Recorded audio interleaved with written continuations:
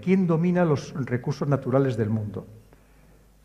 Yo le presté mucha atención porque, entre otras cosas, ahora estoy dando uno de los cursos que doy de geopolítica por Internet y se lo había recomendado a mis alumnos que lo vieran, precisamente para ver quién es el que controla todos estos recursos naturales en el mundo. El hombre que hablaba te explica quiénes son los que de verdad manejan el mundo, en este caso el tema de los recursos naturales, que al final es todo lo que nos afecta a nosotros. Digo, desde el aluminio al trigo o cualquier otra, los gases nobles, cualquier otra cosa que ustedes se puedan imaginar. Porque todo al final está controlado, decía ayer, si lo pueden ver ustedes, lo pueden encontrar todavía en Internet, digo para que no lo diga yo solamente, y decía este señor, un gran investigador, el libro él es coautor, el otro nombre es un nombre inglés, no sé si será inglés o americano, de dónde, y contaba que en realidad todos los recursos naturales del mundo lo manejan básicamente 4 empresas multinacionales. 4. Fíjese lo que le estoy diciendo, que muchas de ellas ni cotizan en bolsa. Por ejemplo, los cereales sí cotizan en la bolsa de Chicago, pero muchas de esas ni cotizan en bolsa, que hacen todos los esfuerzos posibles para no figurar en ningún sitio, que no lo conocen ni la mayoría de los gobiernos del mundo, que se dice pronto, ¿eh? Y decía este hombre, y lo dijo, y estoy seguro de que habrá recibido muchas presiones, y seguro que no nos ha contado todo, y decía, inmediatamente que empecé a escribir sobre este tema, empecé a recibir cartas de los abogados de estas empresas amenazándome para que no lo hiciera público, porque quieren mantenerse completamente en la sombra. Estos son los que manejan todo, porque evidentemente, ustedes lo verán, todo está subiendo, un disparate, que al margen de la guerra, al margen de la pandemia, por supuesto que se está haciendo absolutamente de oro, precisamente manipulando todos estos recursos naturales que nos son esenciales para todos nosotros, que puede ser lo mismo que decía, desde el arroz, el acero, cualquier cosa. Todo esto está controlado por pequeños... Este señor ponía el ejemplo de 4, como les digo, 4 grandes multinacionales que manejaban decenas de miles de millones de euros o de dólares. Todos, por supuesto, residiendo todo en paraísos fiscales, que al final es donde está todo el dinero del mundo. Porque a nosotros nos dicen, vamos a subir los impuestos, pero si el dinero... los ricos de verdad no van a pagar nunca impuestos y lo tienen todo en paraísos fiscales, que siguen existiendo, e incluso en la propia Europa, la propia Unión Europea, teóricamente no tenemos paraísos fiscales, porque dicen que no hay opacidad bancaria, pero sí hay países que se llaman de baja fiscalidad. Puede ser Irlanda, puede ser Luxemburgo, puede ser Malta, puede ser Holanda, países que presumen de democracia y que en realidad están evadiendo impuestos, hay una ilusión de impuestos a los ricos, que se amparan precisamente en estas normativas para refugiarse en estos lugares y no pagar prácticamente impuestos. Hay una familia en concreto que puede tener unos 20 miembros, que además en realidad eran 2 familias que hace años se casaron entre ellas, y que ahora solamente forman una sola familia, que todos sus miembros, la veintena de miembros, todos sus miembros son 1000 millonarios. O sea, el que menos tiene 1000 millones de dólares, el que menos. Ese es el verdadero poder. Ese es el poder que maneja los estados. Mire, nosotros tenemos, en el caso concreto español, tenemos una elevadísima deuda externa. Elevadísima. En el año 2008, antes de empezar la primera crisis de las hipotecas subprime, la deuda que tenía España era del 35% con respecto a su Producto Interior Bruto. 35%. Hoy, oficialmente, supera el 120%. Extraoficialmente, probablemente supera el 130% o más. Pero claro, la deuda tiene distintas interpretaciones. La primera, como les digo, es el porcentaje con respecto al Producto Interior Bruto. La siguiente es la capacidad del país para pagar. Y la tercera, que quizás es la más interesante, es ¿a quién le debemos la deuda? Y resulta, es verdad, Japón llegó a tener un 300% de deuda, ahora está sobre un 200%. Hay países que tienen una deuda similar a la de España, como es el caso de Italia. Pero la deuda japonesa está todo en manos japonesas. La deuda de Italia, básicamente, en bancos italianos. Pero nosotros, casi el 80% de nuestra deuda está en manos extranjeras. Quiere decir que somos títeres de alguien, que alguien nos dice lo que tenemos que hacer o se lo dice a nuestros dirigentes. Como les digo, con independencia de la voluntad que quieran tener, de lo que hayan prometido, porque no lo van a poder cumplir. Es tremendamente complejo. Y no acusemos a nadie. Cualquiera de nosotros, si estuviéramos en su lugar, nos pasaría lo mismo. Cuando llegáramos, abriríamos los cajones, veríamos los recibos. Imagínense ustedes en su casa, que de repente abrieran los cajones y se encontraran llenos de facturas que tienen que pagar. Y le llamaran los acreedores y le dirían, tienes dos opciones, o haces lo que yo te digo, o que sepas que vas a durar 2 días en el puesto, porque ya te prepararemos alguna, que la saben preparar muy bien. Y así es como... ¿Ahora? Sí. Sobre la guerra, la información que nos dan todos los medios, sobre todo la televisión, ¿es toda la verdad? ¿O nos están ocultando muchas cosas que parece que todo va en una dirección? No que haya una estabilidad ahí, que vaya de una parte de otra, sino que parece que todo está indicado en una dirección, haciéndolo ver a uno como el más malo de los malos, y otra parte que hay algo oculto ahí. Yo solamente le voy a poner un ejemplo. ¿Cuántas escenas de combate ha visto usted de Ucrania? Ninguna. Verá escenas de postcombate, de un edificio que dice ha sido atacado, que no sabemos por quién, pero de escenas de combate ninguna. Es más, hay más escenas de combate de la Primera Guerra Mundial, que de esta guerra. Cuando hoy en día, ustedes lo saben, que solamente con los teléfonos móviles, no les voy a contar con los satélites, incluidos los de Elon Musk, los Starlink, con todos los satélites espía, los aviones espía, de guerra electrónica, los drones, las personas que hay ahí en tierra de operaciones especiales, se podía conocer al segundo exactamente lo que está sucediendo, y no lo sabemos. Ya con eso es buen indicador. Y luego, efectivamente, sobre todo tenemos que entender una cosa, mire, y además, y quiero recalcarlo porque lo digo todos los días, pero hay que volverlo a decir, que por supuesto siempre tenemos que condenar la invasión rusa de Ucrania, por supuestísimo, porque no podemos aceptar, como demócratas que somos, que las invasiones, o sea, el fuerte, esa acción del fuerte se convierta en una normalidad dentro de la política internacional, evidentemente. Lo que pasa es que es un tema muy complejo, que nos daría para estar hablando durante muchas horas, que tiene muchísimas ramificaciones de todo tipo, y sobre todo lo que tenemos que entender, una realidad, aunque nos la traten muchas veces de camuflar, que Europa hemos entrado en guerra, estamos en guerra. ¿Cómo se hace hoy la guerra? Aparte de esta guerra cognitiva, que la estamos viviendo todos los días, estamos hablando de emplear instrumentos económicos, por las sanciones, los embargos, impedir negociar los mercados internacionales, sancionar a personas concretas. Eso es hacer la guerra hoy en día, es cómo se hace la guerra. ¿Qué sucede? Que si estamos en guerra, y tenemos que ser conscientes de ello, recibimos propaganda de guerra constantemente. Propaganda de guerra muy sofisticada, pero que no nos engañemos. La realidad es que de donde recibimos la propaganda de guerra es de nuestro lado. ¿Usted ve el Sputnik o ve el RT, que están prohibidos en Europa? Evidentemente no, porque están prohibidos. Es que no puede, aunque quisiera, no puede verlos. Entonces, usted cuando ve la televisión está viendo nuestra propia propaganda. Esa es la realidad, ¿no? Le digo, no podemos disimular una acción que tenemos que siempre que condenar, lo que ha hecho Rusia, pero pensemos que esto es mucho más complejo.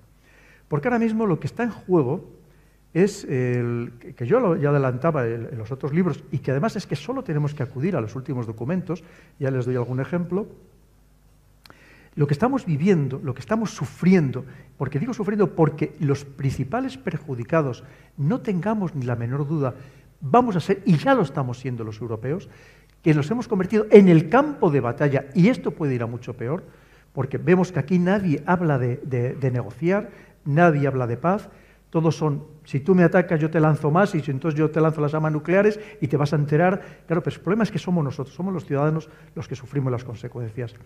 Pero claro, como le decía, ¿cuál es el gran problema? El gran problema es un Estados Unidos que lo dice abiertamente, además, todavía el otro día, la semana pasada, el general jefe de la Junta de Estado Mayor estadounidense, que lo decía abiertamente, quieren acabar con nuestro orden internacional, dice, nuestro, de estadounidense. Es decir, ellos han creado un orden en la cumbre de Bretton Woods, en 1944.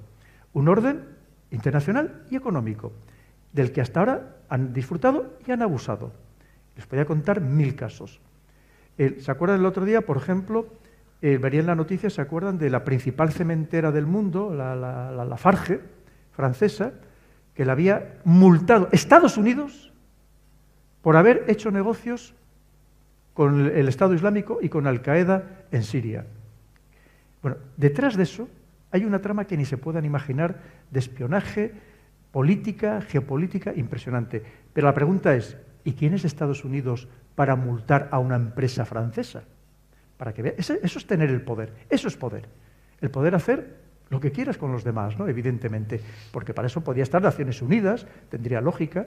Y además, ¿y por qué paga una empresa francesa una multa que le impone? No voy a decir porque quiera, hay una razón, pero casi porque quiera, Estados Unidos. Ha hecho y deshecho. Y de repente, casi de la noche a la mañana, en muy poco tiempo, en el caso de China, en 20 años, porque todo esto, el gran punto de inflexión es el año 2000, que es cuando, por un lado, llega Putin a la presidencia de Rusia, un año antes había estado de primer ministro, muy brevemente, todavía con Yeltsin, y un momento concreto en el año 2000 en el que China pasa de cero a todo, en 20 años. Y de repente Estados Unidos dice, pero vamos a ver, si el orden que yo había montado, lo que yo había creado, este dominio planetario que tengo a partir de 1991, cuando desaparece mi otro rival, que es la Unión Soviética, y me quedo de dueño, amo y señor de todo el globo. Y de repente vienen estos dos a decirme lo que tengo que hacer, a decirme que no, que ya no estamos en un mundo unipolar, que estamos en un mundo multipolar. Entonces, ¿qué hace? Pide ayuda a sus aliados, que es lo que nos está sucediendo, para que combatamos contra estos otros dos. Y encima con una India, de la que se habla muy poco, que hasta ahora era aliado de Estados Unidos, y de repente se pasa al otro bando. Como otra docena de países, algunos importantes, como puede ser el caso de Irán, porque nada sucede por casualidad en geopolítica. Entonces, es en el momento en el que estamos ahora mismo. O sea, si no entendemos este gran contexto, pues es muy difícil entender todo lo demás. Entonces, eso es donde estamos. Entonces, ¿qué sucede? Pero fíjese, a mí me gusta siempre dar datos, ¿no? Como les digo, hago análisis intentando basarlo en datos, no dar solamente opiniones. Les decía, el día 16 pasado, hace muy pocos días, presentó Estados Unidos su nueva estrategia de seguridad nacional. En realidad no hay mucha diferencia con la que había firmado a los pocos días de llegar Joe Biden, la interina, pero lo pone muy claro, muy claro. Fíjese, solo tiene 48 páginas. En esas 48 páginas, ¿saben ustedes cuántas veces se cita a Rusia? 71. O sea, si alguien me dice que no están obsesionados con Rusia y que no estamos en una guerra geopolítica, pues ustedes me contarán. A China, 55 veces. Y a lo demás ya, el resto de países, Irán, Corea del Norte, Siria, en total todos los demás países no llegan a ser citados 20 veces. Ya no importa. Lo del terrorismo internacional, que era la gran obsesión hasta desde hace poco, eso ya no existe. Ya no existe el terrorismo internacional, ya no les preocupa. Tiene su gran amenaza. Y el problema es que, y lo dicen claramente, la palabra orden internacional la citan 24 veces. Porque les preocupa una vez más, estos países quieren acabar con el orden internacional. Es decir, con mi orden internacional, el que yo había creado, el que yo he dominado, sobre todo cómo lo he dominado.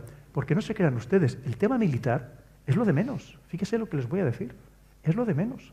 El gran problema es la cuestión económica. Porque el pilar sobre el que se ha sustentado Estados Unidos hasta ahora es la economía. Lo demás, las Fuerzas Armadas, y fíjense que el Pentágono es el mayor empleador del mundo. Todos los meses paga la nómina a casi 2 millones de personas entre civiles y militares. Unos servicios de inteligencia fantásticos, 14 tiene, 14, de los cuales los 6 grandes, los que llaman los Big Six, 4 de ellos pertenecen precisamente al Pentágono. 2 de ellos más o menos conocidos y otros 2 ultrasecretos, que si quieren les puedo contar algo. Pero, claro, para que vean la fuerza que tiene, bueno, pues todo eso, aparte de la diplomacia, todo lo demás, es para sustentar su columna vertebral, que es la economía. ¿Qué es lo que está siendo atacada? ¿Qué es lo que está siendo atacada? Y lo que no se puede permitir, porque hasta ahora Estados Unidos ha hecho y deshecho, como esta empresa que le decía francesa, la cementera, o con grandes bancos europeos, a los que ha llegado a multar alguna hasta con 9.000 millones de euros de multa, y han pagado, porque si no, tenía herramientas, no extenderme mucho, que era simplemente sacarles del sistema financiero estadounidense, que era el sistema financiero mundial.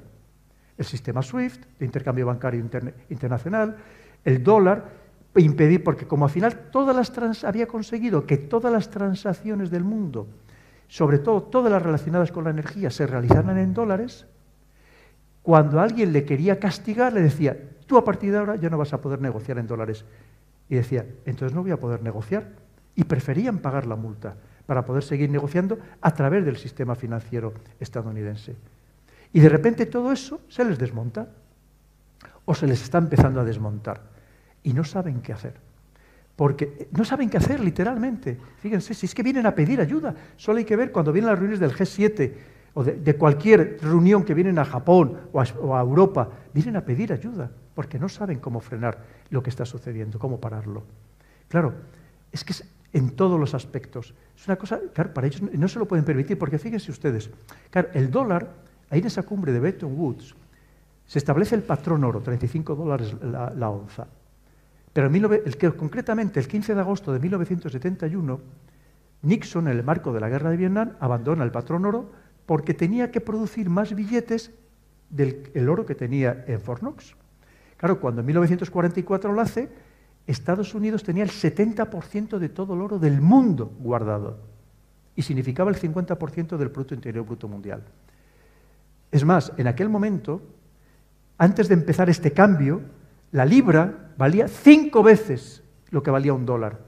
Porque entonces pensábamos que la libra iba a ser para siempre, para que veamos que nada en el mundo es para siempre. Hoy saben que está, con lo que ha caído la libra, prácticamente está a la par del dólar. Pero claro, todo eso, este mundo que crea, como le decía, le sigue funcionando a Estados Unidos porque como todos seguimos negociando en dólares, como la principal moneda de reserva del mundo, más del 75%, es en dólares, claro, él puede seguir fabricando billetes a capricho, a voluntad. Pero ¿y si de repente ya no se le empieza a negociar en dólares? ¿Y si de repente la gente deja de guardar dólares? ¿De qué va a vivir Estados Unidos? ¿Cómo lo va a hacer? ¿Cómo lo va a solucionar? Es verdad que todavía le queda pulmón, hemos hablado de estas grandes empresas o de estos grandes grupos de inversión, de capital riesgo, pero tiene una deuda hipergigante, hoy de casi 35 billones de los de millones de dólares. ¿Cómo lo va a hacer? Y ese es el problema que tiene. Ese es el gran problema. Y si tiene que ir a una guerra Estados Unidos, irá no a una, a las que haga falta. Porque recordemos algo que decía Marx, que decía, el oro circula porque tiene valor.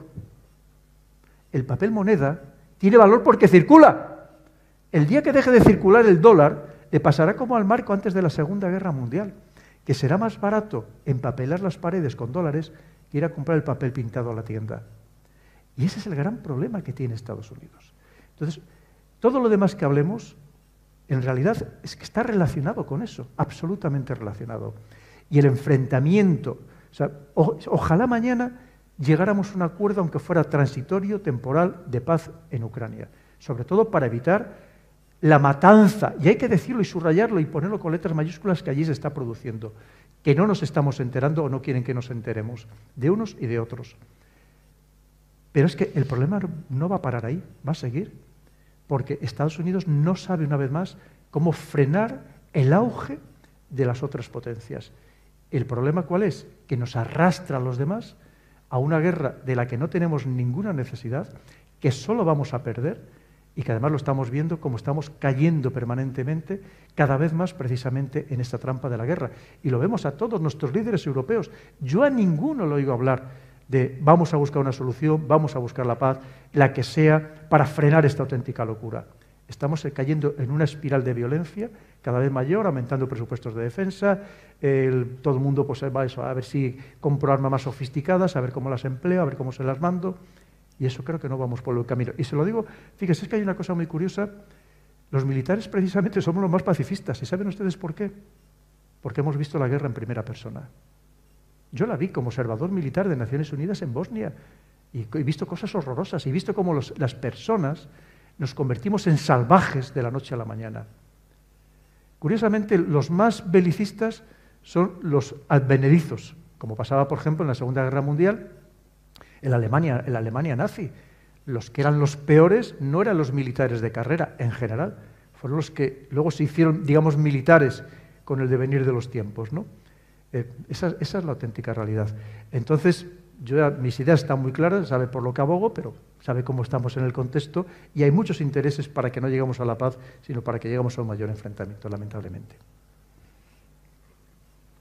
¿Alguna otra pregunta? Sí. Allá había un señor también que había levantado la mano. Había varias. Bueno.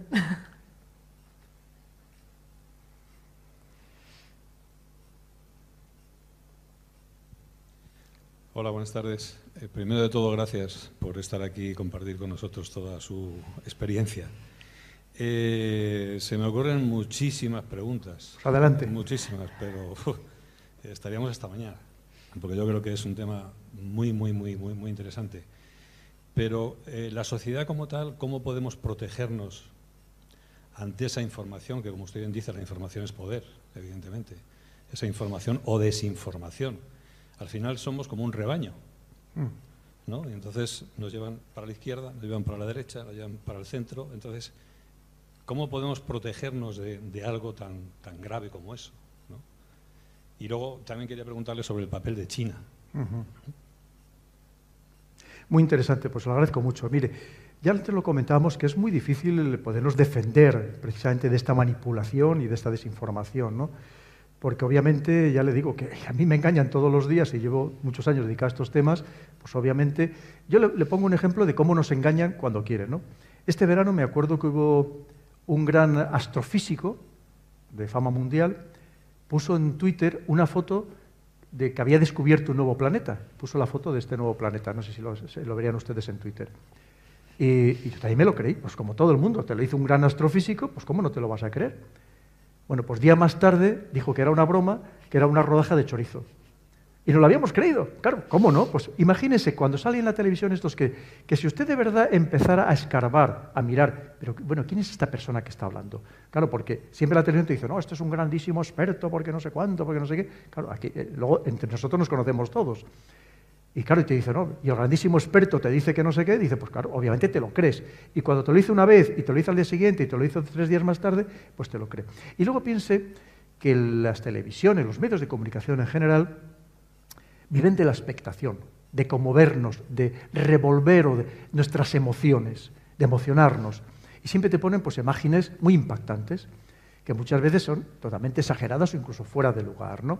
Porque es una manera también de ellos vender, de que prestes atención, de que vayas a ver qué es lo que te están contando, un poco el morbo, porque funciona así. Y cada vez la prensa, lamentablemente, es más amarillista.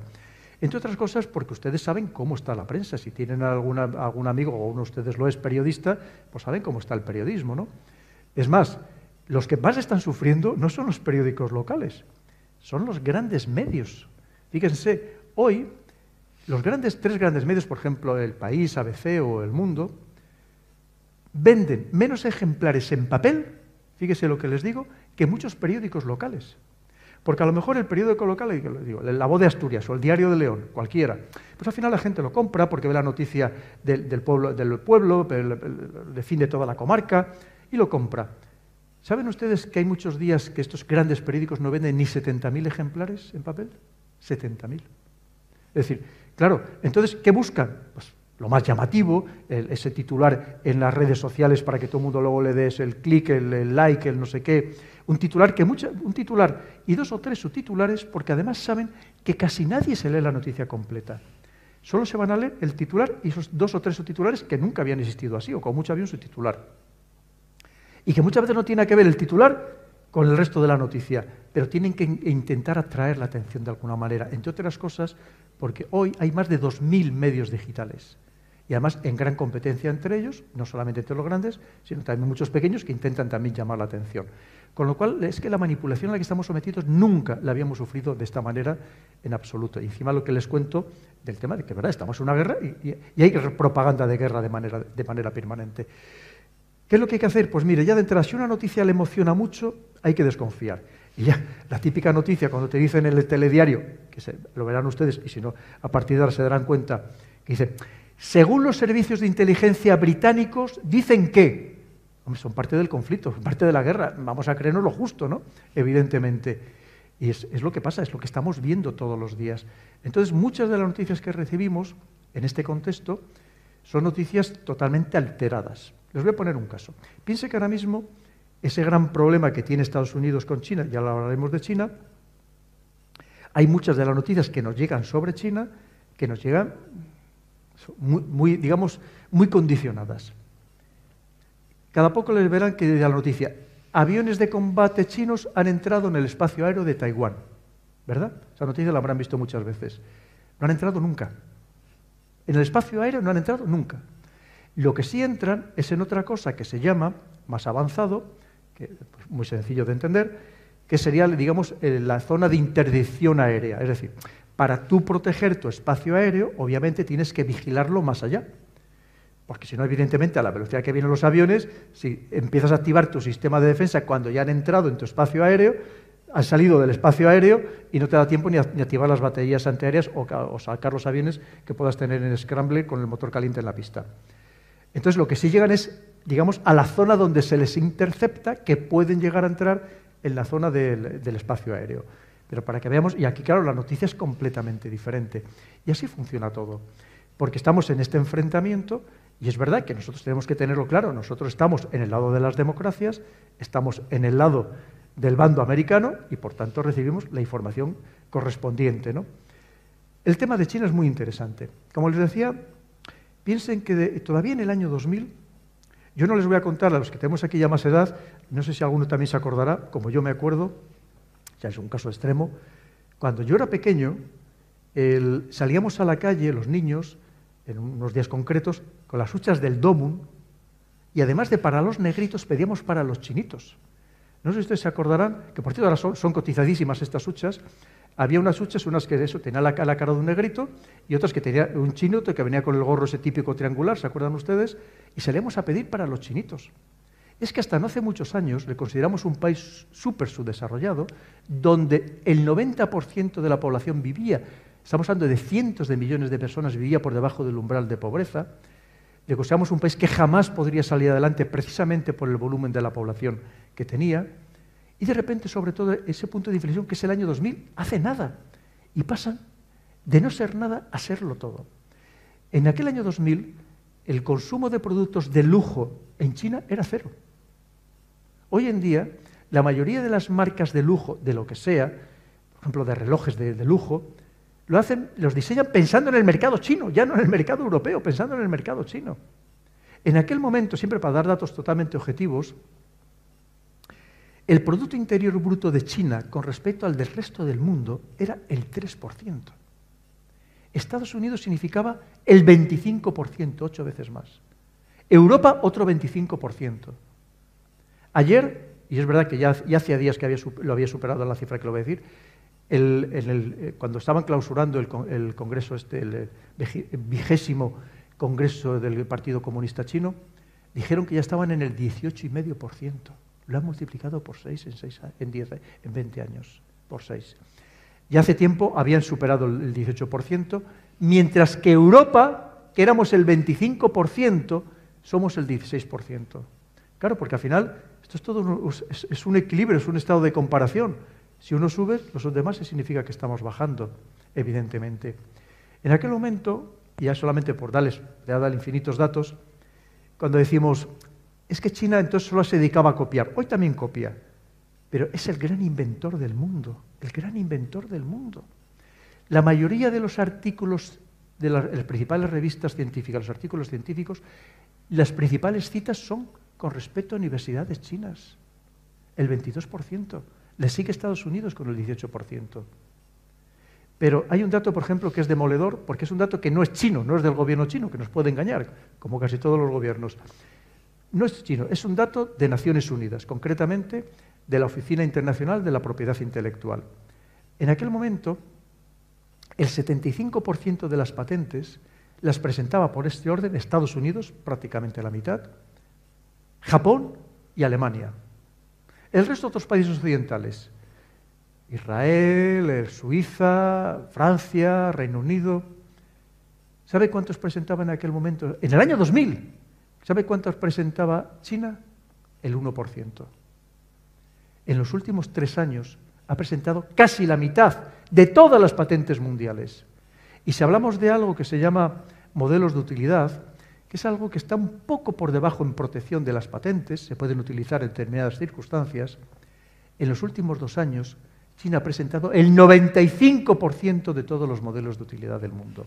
Huawei, esta empresa que aquí se la ve como la gran amenaza, porque es la gran amenaza para Estados Unidos, que está haciendo todos los esfuerzos, sus servicios de inteligencia y su servicio diplomático, para que no adquiramos los servicios, los sistemas Huawei, empezando por el 5G, es la empresa que más patentes presenta en todo el mundo.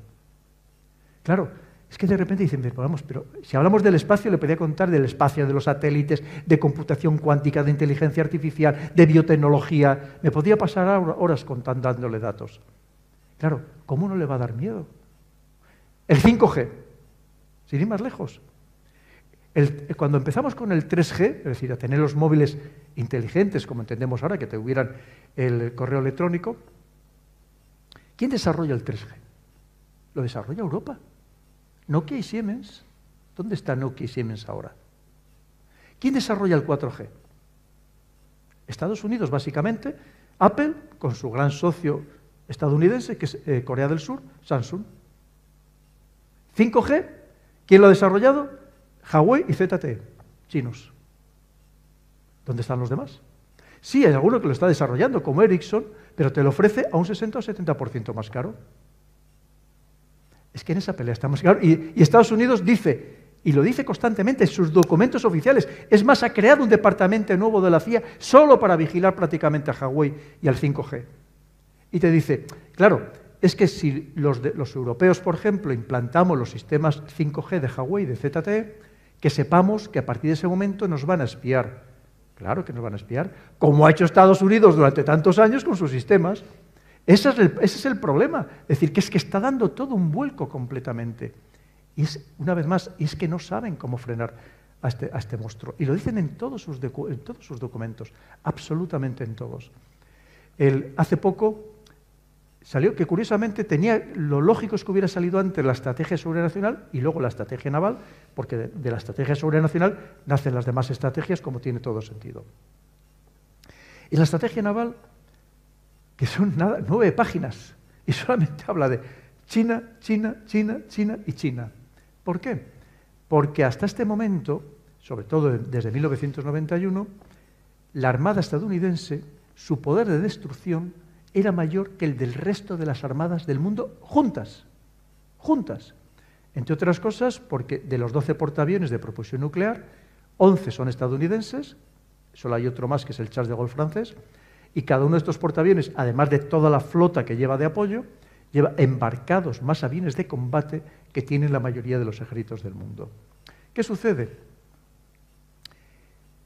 Que no se podía imaginar que casi de la noche a la mañana China crea 4 grandes, construcciones de barcos de guerra, 4 astilleros muy potentes, y de repente, de la noche a la mañana, tiene más barcos que Estados Unidos. Estados Unidos tiene unos 295 y China lleva por 360 buques de guerra principales, tanto en superficie como submarinos. ¿Cómo no le va a dar miedo? Es verdad que todavía por capacidad de destrucción, todavía tiene más Estados Unidos. Pero claro, es que no se lo podía imaginar. Pero, por ejemplo, el último portaaviones que acaba de votar hace muy pocos días China, el tercero que tiene, así como los otros 2 eran extranjeros y los terminaron de construir ellos, por ejemplo, el primero se lo compra en 1991 a Ucrania, después del hundimiento de la Unión Soviética, se lo compra casi a precio de chatarra, pero el último que crea enteramente chino tiene los mismos avances que tiene el portaaviones, el Gerald Ford, que es el último que ha construido Estados Unidos, y con muchos problemas técnicos que tiene. Por ejemplo, tiene un avance que son los únicos 2 portaaviones o portaaeronaves del mundo que la tiene, que son las plataformas de lanzamiento electromagnéticas. Es decir, que cualquier cosa que pensemos que tiene avanzado la tecnología occidental, la tiene China y mejorada. Ojo, y encima con una ventaja, que lo saben perfectamente, que es que no es que solo dominen la tecnología, es que saben que puede venderlo entre 4 y 10 veces más barato que cualquier país occidental. ¿Cómo les hacemos frente? Claro, les decía, es que se les podía dar infinidad de datos. Yo entiendo que dan mucho miedo, y encima ya ven cómo son, o sea, es que no tienen, es que lo dicen abiertamente además, es cuando decimos, no, es que ellos no tienen ningún tapujo, es decir, no somos una democracia, no creemos en la separación de poderes, nosotros queremos crear un nuevo mundo, ojo, un nuevo mundo, empezando por una nueva sociedad, que es lo que ellos llaman el socialismo moderno, que en muchas partes del mundo, donde lamentablemente lo que sobra son injusticias sociales, son clasismo, es todo tipo de desigualdades, claro, empieza a calar con mucha fuerza. Un modelo diferente, donde te dicen, no votes, no lo necesitas, pero yo vas a tener a los mejores para que se preocupen de todo por ti. Y encima, con una ventaja, que no es el comunismo rancio, como dicen ellos, de ese marxismo-leninismo, donde te decían, trabaja y esfuérzate por el lado de los demás. No. Dicen, trabaja y esfuérzate y hazte rico. Y hazte rico. Porque si te haces rico, un poco con esa visión calvinista, protestante, enriqueces al mismo tiempo a la sociedad. Pero siempre y cuando, como dice la visión, el pensamiento de Xi Jinping, que obliga a estudiar a todos los niños desde que tienen uso de razón, pero siempre y cuando con una premisa, porque la necesitan para aglutinar al pueblo, amar al Partido Comunista por encima de todas las cosas. Es decir, han creado un sistema que a ellos les va muy bien, porque encima, fíjese, es que el apoyo que tiene entre el pueblo chino es absolutamente mayoritario. Pero no lo dicen ellos, lo dicen encuestas de algunas de las principales universidades del mundo, como puede ser Harvard o la Universidad de York en Canadá. Y lo dicen abiertamente. ¿Por qué? Para ellos, para los chinos, y son más de 1.400 millones, es su momento en la historia. Es el momento en el que van a salir de lo que ellos llaman el siglo de la humillación. Les corresponde, es su especie de venganza. El siglo de la humillación es más o menos entre 1850 y 1950. En 1949 es cuando se crea la República Popular China actual, la China comunista, y creen que es el momento en el que salen de ese siglo en el que los occidentales o los japoneses abusamos de ellos. La invasión de Manchuria, las guerras del opio, ellos consideran que es su momento, y recuperar el esplendor que tuvieron hacia el año 1500, cuando antes de que fuera el Imperio Español, ellos eran el principal imperio del mundo. Y de hecho, inicialmente, los principales compradores de la plata española era la China, a través de Filipinas, porque con esa plata pagaban a los mercenarios que custodiaban las fronteras. Quiere decir, ellos entienden que además, claro, el joven chino ve que yo no su abuelo, su padre vivía en una chabola, básicamente comía arroz y poco más, y hacía sus necesidades en el exterior.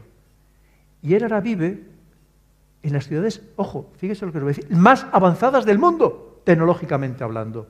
Porque si ustedes van mañana a piensen en la mejor ciudad de Estados Unidos que quieran imaginarse, Nueva York, San Francisco, Miami, Boston, la que quieran, y al día siguiente se trasladan a alguna de estas grandes principales ciudades de China, como puede ser Shenzhen, ya no le digo Pekín, y se creen que han cambiado de siglo, que el primer mundo son ellos, no nosotros.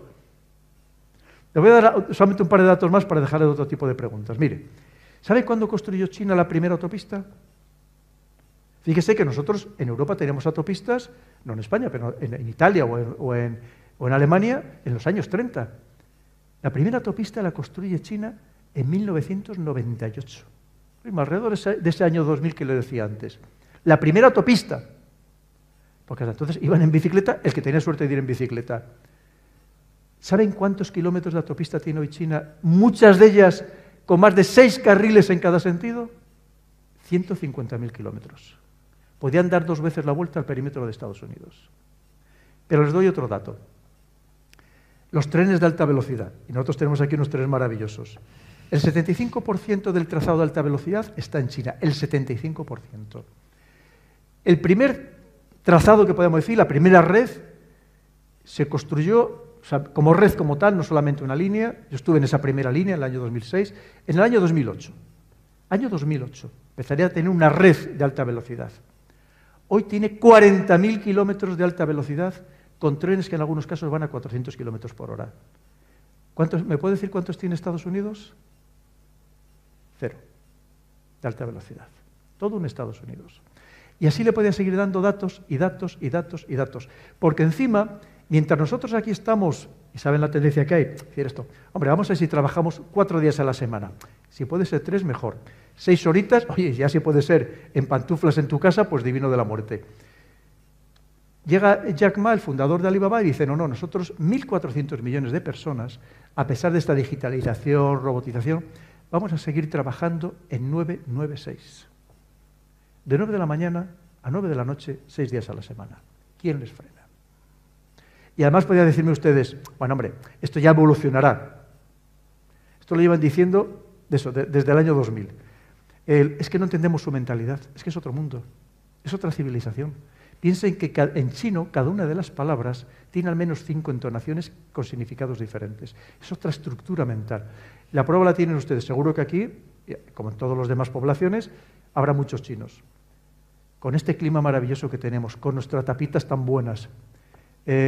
Por cierto, el que va a ser el nuevo primer ministro en Gran Bretaña, en el Reino Unido, dicen que le encantan las tapas españolas. Dice, hombre, es un tópico, pero bueno, por lo menos algo positivo tenemos. ¿Cuántos chinos ven ustedes pasando la tarde en una terraza? Vienen a trabajar. Es otra mentalidad. Podemos decir, hombre, se podrían acostumbrar, una vez pasado unos meses, oye, pues mira, ¿o cuántos matrimonios mixtos ven ustedes? Es decir, es que es otra civilización. Tenemos que entender que China, como Estado, tiene 23 siglos de historia. Como Estado, como país. Pero como civilización tiene al menos 5.000 años de historia. Y hay quien la eleva hasta 8.000. Al menos 5.000 años de historia. Y nos llevan en astucia, ni les cuento. Que ya lo decía de Xiaoping, es que solo hay que leer sus textos. Como ahora, leer de verdad todas las actas o todo lo que ha ido apareciendo, por lo menos la parte abierta de las actas allí de este congreso del Partido Comunista. Y te decía, no llamemos la atención, no levantemos suspicacias, ya llegará nuestro momento. Y creen que su momento ya ha llegado. ¿Cómo se les para? Y claro, antes les hablaba de la tecnología. Y es que lo dice, el documento es la Estrategia de Seguridad Nacional de Estados Unidos, te lo dice. Te dice, estos dos países son cada uno en diferente medida nuestros rivales tecnológicos, financieros, económicos y cada vez más militares. Rusia no es un enemigo hoy por hoy financiero ni económico, si lo es geopolítico y militar, evidentemente. Pero China ya lo es en todos los aspectos, incluyendo el militar. Antes les decía, por ejemplo, ellos estaban, hace 3-4 años, estaban en la tercera generación de aviones de combate. Es cuando Estados Unidos desarrolla el F-22 y el F-35. ¿Sabe lo que hace China? Le roba los planos a la empresa de ciberseguridad que custodiaba los planos de estos aviones. Y en meses pasa de tercera generación a quinta generación. Y tiene el J-20, que probablemente hoy sea el avión más avanzado del mundo. Eso es multiplataforma, como es el F-35. Entonces, claro, yo entiendo el problema que tiene Estados Unidos. Que lo tiene él, porque claro, es que el mundo, efectivamente, que le dice bien claro, el orden internacional que teníamos se nos acaba, se nos está acabando. ¿Qué hacemos para intentar que esto no se hunda? Ese es el problema. Y todo lo que ha pasado, los ejemplos similares a lo largo de la historia, todos han acabado en una guerra abierta, sin excepción. Claro, es el caso de las guerras del Peloponeso. Una Esparta, que era la dominante económica y militar de la zona, sobre todo militar, y empieza a despuntar Atenas. Y Atenas le dice, pero si no te preocupes por mí, si nosotros solamente somos comerciantes, solo queremos vender, solo negociar, tener una ruta logística marítima civil, de comercio. Pero claro, cuando ya la tienen y empiezan a ser ricos, para proteger esa ruta logística comercial marítima, empieza a desarrollar una buena armada, a crear una buena armada. Y cuando crea una buena armada, empieza a decir, oye, ¿y por qué yo no me hago con el control también militar de toda la zona? Y ahí empiezan las guerras del Peloponeso. Es decir, lo que se llama la trampa de Tucídides. Es que esto no es nuevo, ni mucho menos. Japón le pasó algo muy similar antes de la Segunda Guerra Mundial. Igual, cuando empieza con la Revolución Meiji, esto que habrán visto en la película esta de Tom Cruise, ¿no?, del último samurái, la Revolución Meiji, allí en 1868, que pasa de vivir ni siquiera en la Edad Media, antes de la Edad Media, de repente se industrializa a un ritmo verdaderamente exagerado, empieza a tener una tecnología mejor que la que tenían los demás, empieza copiando todo, y les puedo dar muchos detalles. Claro, de repente le empieza a hacer la contra a Estados Unidos. que era el que quería imponerse tecnológicamente en aquel momento. ¿Y cómo acabaron? En la Segunda Guerra Mundial. Porque antes de que Japón atacara Pearl Harbor, ya Estados Unidos sistemáticamente le estaba intentando interrumpir su ruta logística marítima, porque Japón es tremendamente deficiente en todo, desde minerales estratégicos, energía no tiene nada. La prueba está que a pesar del accidente de Fukushima sigue teniendo que tener encendidas las centrales nucleares, y además ni siquiera tenía alimentos para su población, motivo por el cual invade Manchuria, invade toda la península de Corea, invade Birmania, para hacerse con el control precisamente de todos los alimentos para llevárselo, o recursos para llevárselo a su territorio. Es decir, que esto no es nuevo, esta es la historia del mundo. Y tenemos que entender en qué momento, en qué punto de inflexión estamos, que está cambiando todo y además con una característica absolutamente novedosa. Porque es verdad que el mundo siempre ha sido eso que se dice VUCA, ¿no? Volátil, ambiguo, incierto, todo lo que ustedes quieran. Pero hay una característica que es absolutamente nueva, que es la aceleración de acontecimientos. Esto no había pasado nunca. Entre otras cosas, por lo que permite la tecnología. Y vemos cómo está cambiando todo. Es que el mundo que conocíamos se está desmontando clarísimamente. Y nos lo están diciendo. Unos te están diciendo, el otro bando te está diciendo, oye, que vuestro mundo se ha acabado. Que se ha acabado. Que estamos en otro. Y o repartimos el mundo o que sepas que vamos a acabar mal. Y Estados Unidos te lo está diciendo, estos otros quieren acabar con mi orden internacional. A ver cómo hacéis vosotros, amigos míos, para entre todos a ver cómo les frenamos. Y ese es donde estamos inmersos. Y lamentablemente han elegido un escenario, hoy es Ucrania, mañana se puede abrir otro entre Marruecos y Argelia. Marruecos está en un bando, Argelia está en el de China y Rusia, y sería facilísimo abrir ahí países que están enfrentados a muerte, armados hasta los dientes, y cada vez más, tanto uno como otro, y podría ser facilísimo abrir ahí otro conflicto. Y Ucrania es la representación de todo lo que le estoy comentando. Y a partir de ahí, pues ya sí, podemos, claro, evidentemente, hay una problemática, hay un sufrimiento humano, tenemos que atender a estas personas, por supuesto, veremos a ver cómo les sacamos de dónde se les ha metido. Pero claro, tenemos que entender esto. Muchas veces, como yo digo, hombre, es que lo que no podemos entender o tratar de explicar la Primera Guerra Mundial desde el soldado que está sufriendo en la trinchera, que es una parte, evidentemente, pero para explicar la Primera Guerra Mundial hay mucho más, obviamente, no solamente es el sufrimiento del soldado en la trinchera. Y esa es la realidad en la que estamos inmersos. Una situación, como les digo, muy compleja, porque ¿Estados Unidos va a ceder? No. Todos estos países que se ven decrecientes se vuelven muy peligrosos, no pueden ceder. Porque claro, es que haber dominado y de repente que te quiten ese poder es muy delicado, evidentemente. Nadie se va a dejar quitar ese poder, desde luego, sin pelear, ¿no? Los otros, que ahora se sienten fuertes y además unidos, porque China es muy astuta, China está jugando una ambigüedad tremenda, no dice ni que sí ni que no, sino todo lo contrario, pero evidentemente si Rusia hace lo que hace es porque cuenta con el apoyo, al menos tácito, de China, evidentemente. Y que dicen, no, es que esto, efectivamente, que si a vosotros se os ha acabado ya vuestro mundo, esto ya no es lo que era, se le dice a Estados Unidos. Y Estados Unidos, una vez más, ¿qué nos dice a nosotros? A los que no pintamos nada, dice, echarme una mano a ver si entre todos conseguimos que yo no pierda mi poder, el suyo. Y en eso estamos, lamentablemente. Había aquí también una pregunta. Tú sí me enrollo mucho, me paras, Buenas tardes.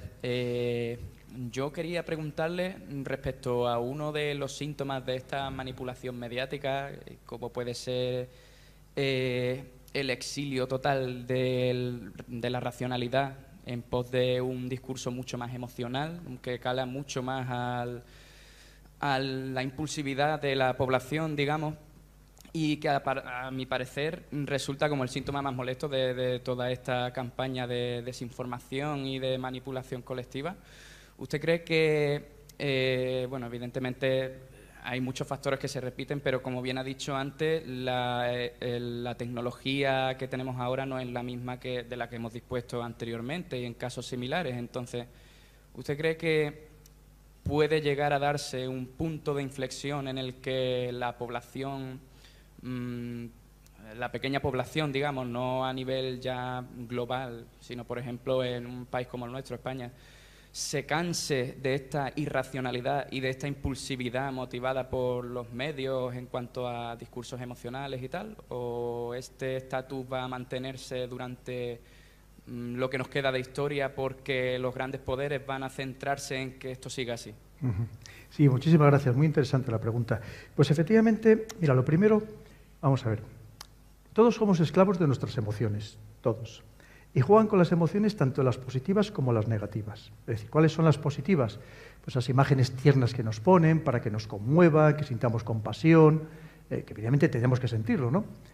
Con esos dramas humanos que obviamente existen. Pero por otro lado también juegan con los sentimientos o las emociones negativas, con la envidia, con los celos, con la venganza. Saben jugar muy bien. Y saben por eso las imágenes que te ponen no son casualidad ni mucho menos. Tanto las televisiones como la prensa escrita no son nunca casualidad. Y además pensemos que ¿de dónde nosotros recibimos la información aquí? La gran información la recibimos de estas grandes agencias de noticias que ¿qué son? Anglosajonas. ¿Cuáles son? Pues Reuters, BBC, Sky News, es decir, las grandes agencias de noticias que son las que nos, porque son los que tienen corresponsales de verdad sobre el terreno en general, ¿no? Entonces, porque fíjense que muchas veces te dicen, te están hablando, por ejemplo, de Ucrania y están en Turquía o están en Polonia. Dicen, pero bueno, es que no habrá nadie allí sobre el terreno más cerca donde estén los combates. Pues fíjate. Entonces, quiere decir claro, pero saben muy bien qué imágenes nos tienen que mandar, evidentemente. Que muchas veces son hasta creadas es proceso, ¿no? Que también lo hay, o exageradas, en cualquier caso. Claro, entonces lo que tenemos que ser conscientes una vez más de que, lo que os decía antes, de que todo lo que nos emocione mucho, que lo pongamos en cuarentena. Lo que pasa es que es muy difícil salir de ahí, evidentemente, porque saben jugar muy bien, una vez más, con este conjunto de emociones, saben jugar muy bien. Pero usted me dice que, claro, si nos llegáramos a cansar, lo primero es que hay que tener en cuenta que si la manipulación mental se hace muy bien, es que es la manipulación perfecta porque no te das cuenta. Es decir, si nosotros nos estuvieran invadiendo físicamente, con carros de combate, con aviones, con infantería, obviamente reaccionaríamos. Pero cuando te consiguen influir de una manera muy sofisticada mentalmente, es que no te das cuenta, no eres consciente de ello. Con lo cual, no hay reacción posible. Y fíjense que cuando yo les digo que en las redes sociales actúan los servicios de inteligencia de uno y de otro bando, porque también ahí se libra una batalla, claro, es que estos tienen psicólogos, psiquiatras, antropólogos, sociólogos, gente muy preparada que saben lanzar mensajes muy concretos. Ahora mismo, por ejemplo, han creado, para apoyar todo lo que está haciendo Estados Unidos y la OTAN, han creado lo que se llama los NAFO en Twitter. Que siga Twitter lo verá, ¿no? Se llaman los NAFO y verá que muchos de los que llevan la banderita de Ucrania, si pinchan ustedes a ver qué cuenta es, son todos, lo ponen además abiertamente, son todos NAFO, que los NAFO significa amigos de la Alianza Atlántica. Entonces, claro, y hay muchos, todos además tienen un perrito de avatar, un perrito japonés, que lo han creado como avatar, y verán que hay muchísimos en Twitter, que muchos son bots y otros son personas reales, y otros son bots muy sofisticados que imitan a la perfección a una persona, incluso interactúan. Porque es parte de la guerra que se está librando en estas redes sociales para imponer narrativas. Para que cualquiera además que dice algo objetivo, pues con un poco lo que estamos hablando aquí, inmediatamente recibes multitud de ataques o simplemente te recibes multitud de denuncias que tú no las conoces, pero que lo que hacen es intentar no que te cierren la cuenta, pero sí que te baneen. Es decir, que tú estés poniendo post, pero que esos posts no tengan repercusión porque no llegan prácticamente a nadie. Es decir, te silencien, por decirlo de otra manera. Es así como funciona. Entonces, claro, es que ni te enteras, no sabes lo que está pasando. Entonces tú, además, esto está todo pensado, lo que tratan es que pases, esto lo va a hacer exactamente igual Elon Musk, por más que nos prometa otra cosa, cuando ya sea el dueño definitivo de Twitter. ¿Qué va a hacer? Se trata de que pasemos el mayor tiempo posible dentro de las redes sociales, y para que tú pases el mayor tiempo posible, tienen que conseguir que a ti te dé gusto, te dé placer, te dé dopamina el estar dentro de la red social. Entonces te van a poner noticias que son adecuadas a ti. De hecho, si entramos en Twitter, si todos entráramos ahora mismo en Twitter, veríamos que esas noticias recomendadas son diferentes para cada uno de nosotros. porque son noticias pensadas en nuestro perfil y nos conocen perfectamente. Porque es tan sencillo que, fíjense, aunque ustedes no interactúen en Twitter, o sea, no pongan mensajes, simplemente sabiendo a quién siguen y a quién les dan like, ya tienen un perfil sobre ustedes. Si eso se completa con todas las búsquedas, por ejemplo, a través de Google o de cualquier otra plataforma, con las compras que hacen online, todo eso saben perfectamente quiénes son ustedes, pero al 100%, al 100%. Porque, claro, es muy sencillo. Saben hasta su grado de inteligencia, su nivel intelectual, su afinidad política, y saben a quién van a votar en las siguientes elecciones, aunque ustedes todavía estén dudando, con un 90% de fiabilidad. Porque lo saben todo sobre ustedes, absolutamente todo. Entonces, claro, ¿cómo escapas de esa manipulación total? Es muy complejo, porque recordemos, los mensajes te los mandan personalizados, totalmente. Es muy difícil salir de ese campo. ¿Qué es lo que puede pasar? Vamos a ver, aquí hay una cosa que lo puede cambiar, que está empezando a pasar en Europa, aquí de momento todavía no en España. Sabe que siempre vamos, aquí nos llega la crisis un poco más tarde y salimos de la crisis un poco más tarde. En algunos sitios de Europa, estamos hablando de París, de Viena, de Praga, de Londres, en muchos sitios empieza a haber una gran necesidad y las revoluciones las hace el hambre. Y cuando hay hambre ya te da igual que te manipulen, que no te manipulen, que tú lo que quieres es comer. Y cuando no tienes para comer o no tienes para dar de comer a tus hijos, es cuando la gente empieza a salir a la calle.